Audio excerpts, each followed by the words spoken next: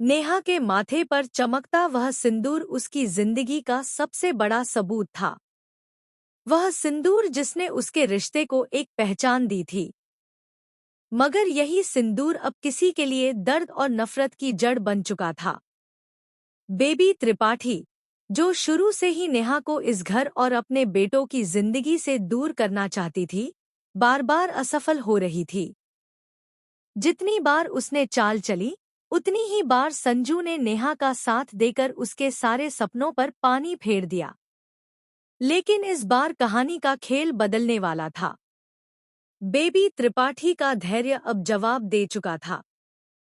विधायक जी ने भी उसकी नाकामियों पर खरी खोटी सुनाई थी। तुम किसी काम की नहीं हो, ये शब्द उसके दिल पर चाकू की तरह लगे। अंदर ही अंदर उसका अहंकार और उसकी नफरत अब ज्वालामुखी बनकर फूटने वाली थी। उसने कसम खा ली कि अब की बार वह सिर्फ नेहा को घर से बाहर नहीं निकालेगी, बल्कि उसे हमेशा हमेशा के लिए अपने बेटों और इस परिवार से दूर कर देगी। इसी बदले की आग में जलती बेबी त्रिपाठी ने पंकज को अपना हथियार बना लिया। पंकज, जो खुद भी संजू और नेहा की खुशियों से जलता था, बेबी त्रिपाठी का हाथ थामने में देर न लगाई।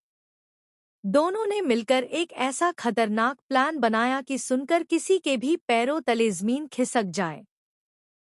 रात का समय था। चारों तरफ सन्नाटा पसरा हुआ था। नेहा अपने कमरे में अकेली बैठी संजू की यादों में खोई हुई थी।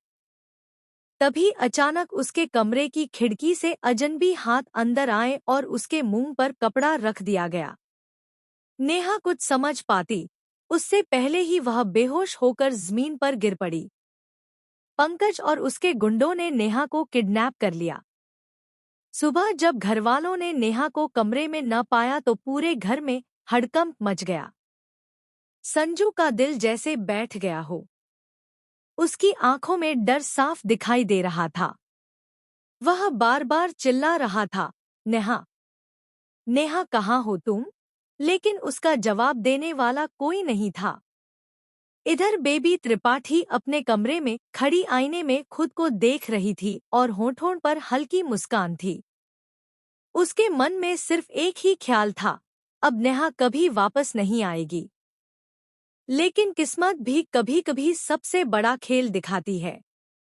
संजू को धीरे धीरे शक होने लगा कि यह सब बेबी त्रिपाठी की ही चाल है।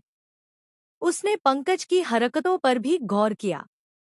आखिरकार उसे कुछ सुराग मिल गए जिससे साफ हो गया कि नेहा को किडनैप किया गया है। अब शुरू होती